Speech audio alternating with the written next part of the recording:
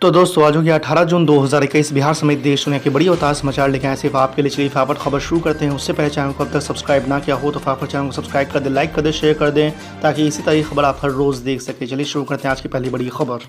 कांग्रेस के पूर्व अध्यक्ष राहुल गांधी ने कोरोना महामारी के दौरान सबसे ज्यादा गरीबी भारत में बढ़ने संबंधी एक रिपोर्ट का हवाला देते हुए बृहस्पतिवार को केंद्र सरकार पर निशाना साधा और कहा है कि देश के पुनर्निर्माण की शुरुआत तब होगी जब प्रधानमंत्री नरेंद्र मोदी अपनी गलतियां स्वीकार करेंगे और विशेषज्ञों की मदद लेंगे।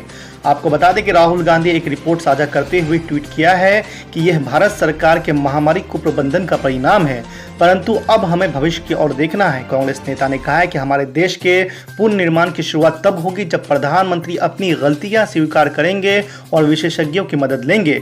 आपको बता दें कि राहुल गांधी ने जिस रिपोर्ट को साझा किया है उसमें कहा गया है कि कोरोना महामारी के कारण दुनिया भर में गरीबी बड़े पैमाने पर बढ़ी है और इसमें भारत का सबसे अधिक योगदान है। आज की दूसरी बड़ी खबर, मुश्किल में पड़े बाबा रामदेव, एक और एफआईआर हुआ उनके नाम। जी आपको बता दें कि छत्तीसगढ़ के रायपुर में योग गुरु बाबा रामदेव के खिलाफ एफआईआर दर्ज की गई है। कोरोना के इलाज में दी जा रही एलोपैथिक दवाओं को लेकर गलत जानकारी फैलाने के आरोप में उन पर यह केस दर्ज किया गया है। गुरुवार को एक पुलिस अधिकारी ने बताया है कि बाबा रामदेव के खिलाफ बुधवार रात को इंडियन मेडिकल एसोसिएशन की छत्तीसगढ़ यूनिट ने एफआईआर कराई है। आपको बता दें कि रायपुर के एसएसपी अजय यादव ने बताया है कि रामदेव के खिलाफ सेक्शन 188, 259 और 504 के तहत केस फाइल किया गया है। महामारी को लेकर लापरवाही बरतने, अशांति फैलाने के इरादे से अपमान करने जैसे आरोपों के तहत उनके खिलाफ केस फाइल हुआ है। आपको बता दें पिछले दिनों बाबा रामदेव की ओर से कोरोना वैक्सीन को लगवाने की बात कही गई थी। इसके अलावा उन्होंने डॉक्टरों को धरती पर देवता के समान बताया था। इससे ऐसा लग रहा था कि इंडियन मेडिकल एसोसिएशन और योग गुरु के बीच विवाद खत्म होने की उम्मीद की जा रही थी, लेकिन अब इस एफआईआर के चलते एक बार फिर से दोनों के बीच जुबानी जंग तेज हो सकती है। आज की तीसरी बड़ी खबर, माइक्रो ब्लॉगिंग साइट ट्विटर और केंद्र सरकार के बीच हाल ही में हुए विवाद के बाद कई तरह के सवाल लोगों के मन में उठने लगे हैं। कई लोगों के मन में यह भी सवाल है कि क्या भारत सरकार ट्विटर, व्हाट्सएप पर प्रतिबंध लगा देगी। आपको बता दें कि गुरुवार को केंद्रीय मंत्री रविशंकर प्रसाद ने इस सवाल का जवाब दिया है। केंद्रीय मंत्री ने साफ किया कि केंद्र सरकार किसी भी सोशल मीडिया प्लेटफॉर्म को बैन करने के पक्ष में नहीं है। उन्होंने कहा है कि प्रधानमंत्री, राष्ट्रपति समेत सरकार के कई महत्वपूर्ण लोग ट्विटर पर है, जो ये दिखाता है कि सरकार कितनी निष्पक्ष है। लेकिन ट्विटर ने मध्यवर्ती संस्था होने का स्टेटस हाल ही में गंवा दिया है क्योंकि उसने कानून का नहीं माना।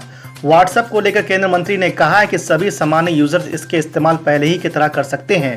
केंद्रीय मंत्री ने कहा है कि हम सभी मैसेज को डिस्क्रिप्टेड नहीं करना चाहते हैं। ये मेरा शब्द है कि सभी ऑर्डिनरी व्हाट्सएप यूजर इसे जारी रखें, लेकिन अगर कोई कंटेंट वायरल होता है जिसकी वजह से मॉब लिंचिंग, दंगा, हत्या या फिर किसी तरह का गलत काम होता है तो इन सीमित कैटेगरी में आपसे ये पूछा जाएगा कि किसने ये दुस्साहस किया। आज की चौथी बड़ी खबर, चिराग पासवान को बेदखल कर चाचा पशुपति कुमार पारस लोक जनशक्ति पार्टी के अध्यक्ष चुने गए हैं। गुरुवार को बुलाई गई राष्ट्रीय कार्यकारिणी की बैठक में उनके निर्वाचन पर मोहर लगा दी गई है। पूर्व सांसद सूरजभान सिंह के निजी आवास पर बैठक का आयोजन हुआ। इससे पहले पशुपति पारस ने अध्यक्ष पद के लिए अपना नामांकन दाखिल किया। उनके साथ चंदन, वीना और केसर जैसे नेता नजर आए, लेकिन प्रिंस राज नहीं पहुंचे। आपको बता दें कि 3 बजे तक किसी अन्य का नामांकन नहीं होने से पशुपति पारस अध्यक्ष बन गए। पशुपति पारस इससे पहले पार्टी के संसदीय बोर्ड के अध्यक्ष बने। उसके बाद गुरुवार को पशुपति पारस गुट के लोगों ने उन्हें पार्टी का नया राष्ट्रीय अध्यक्ष भी नियुक्त कर दिया।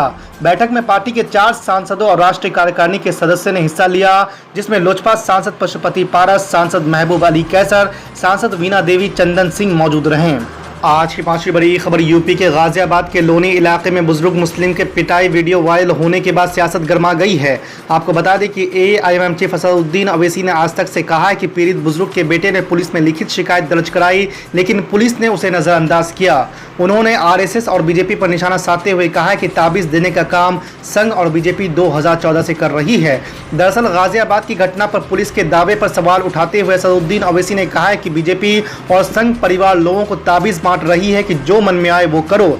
असदुद्दीन ओवैसी ने आरोप लगाते हुए कहा है कि बुजुर्ग की पिटाई के मामले में जो एफआईआर हुई है उसमें सारे नाम मुसलमानों के हैं। असदुद्दीन ओवैसी ने यह भी कहा है कि पीड़ित बुजुर्ग के बेटे ने कहा है कि उसके पिता कोई ताबीज नहीं देते, वो पेशे से कारपेंटर है। आपको बता दें कि ट्विटर के सवाल पर असदुद्दीन ओवैसी ने कहा कि ट्विटर का कोई धर्म नहीं होता, लेकिन ये सरकार चाहती है कि ट्विटर पर गेरुआ रंग चढ़े और वो इसे अपने जेब में रख सके। बीजेपी चाहती है कि मोदी सरकार के खिलाफ कोई ट्वीट ना आए। एआईएम चीफ ने नए आईटी नियम पर कहा है कि ये संविधान के खिलाफ है। उन्होंने सवाल पूछा है कि बीजेपी टूलकिट मामले पर अब तक क्यों कुछ नहीं हुआ, सरकार विरोध करने वालों को रोकना चाहती है। मुसलमानों की कोई डिग्निटी नहीं है क्या? एक ज़ईफ मुसलमान जो 72 इयर्स का है उसकी दाढ़ी की डिग्निटी नहीं है। बुरी तरह पीटा जा रहा है, बुरी तरह मारा जा रहा है, वीडियो निकाला जा रहा है।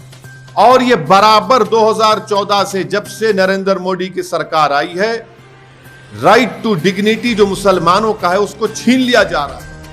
कभी इखलाक को मारा जाता है, कभी पीलू खान को मारा जाता है, कभी जुनैद को मारा जाता है, कभी अकबर को राजस्थान में जला दिया जाता है। ये कंटिन्यूस वाकयात चल रहे हैं। ये इसलिए चल रहे हैं क्योंकि ये जो करने वाले हैं पूरे शैतान हैं। इनको इंसान नहीं कह सकते, हैवान बन चुके। उनको मालूम कि जब ये करेंगे तो महापंचायत होगी, उनको बीजेपी और आरएसएस की तरफ से उनको पॉलिटिकल पावर मिलेगा। मैं इसका स्ट्रांग अल्फाज में कंडेम करता हूं और ये उसी वक्त रुकेगा जब बीजेपी और आरएसएस इसको रोकना चाहेगी। तब तक इस तरह के वाकयात मुसलमानों पर चलते रहेंगे unfortunately.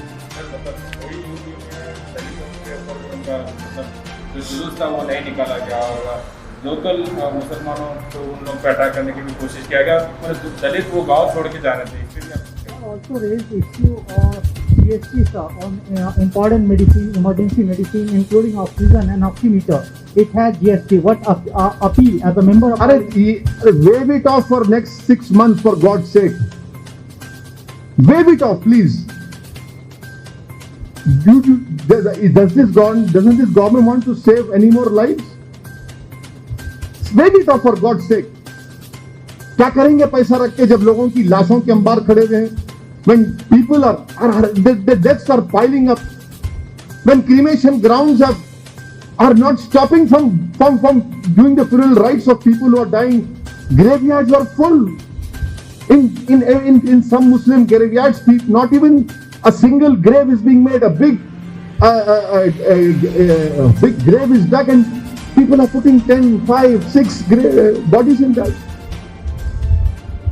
What advice you will give it to central government as well as state government, different state government? You see, it's not an advice. I am only telling the Prime Minister, will he rise up to his constitutional duty of saving the lives of people of India or not?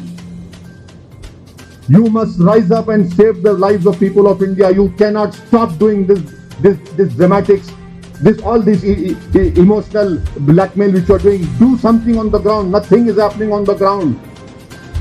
Atmanirbhar Bharat, what Atmanirbhar? My foot Atmanirbhar Bharat. If Atmanirbhar Bharat was there, why do you require help from oxygen from Saudi Arabia? Why do you require oxygen from other countries? What is Atmanirbhar Bharat? Please tell me. If Atmanirbhar Bharat is there, people call me at in the morning.